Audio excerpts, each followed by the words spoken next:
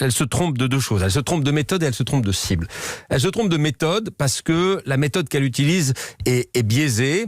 D'abord, c'est pas la même que l'année dernière. Hein, vous avez vu, vous l'avez souligné vous-même. On change de thermomètre d'année en année, donc c'est difficile de suivre. Et puis, la méthode qu'ils utilisent, elle est biaisée. Elle est biaisée parce que d'abord, elle est fondée sur une analyse globale, sans rentrer dans la granularité des portefeuilles, par exemple. Et quand elle dit, par exemple, vous c'est financez, quoi la granularité ?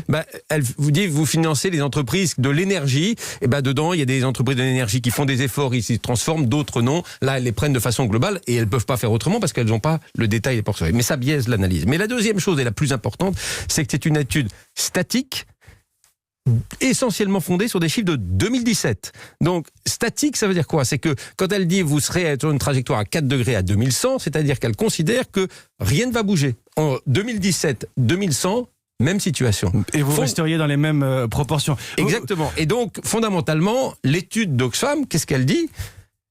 L'économie mondiale, aujourd'hui, est carbonée. Mais on le sait. Oui, vous disiez dans le journal L'Opinion hier, la finance ne peut pas être totalement verte dans un monde qui ne l'est pas. Mais c'est pas votre rôle, à vous, mais les banques. Mais Bruno Le Maire le rappelait, il vous tensait même sur ce sujet-là. Oui, mais bien sûr que notre rôle est d'être un des acteurs importants pour faire cette transition.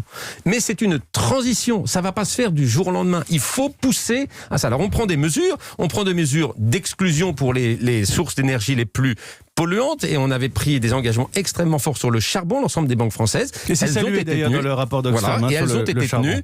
Nous avons publié, nous publions là, à l'occasion du Climate Finance Day, le taux d'exposition des portefeuilles de financement des banques françaises sur le charbon. C'est 0,18% de nos encours, 2,3 milliards.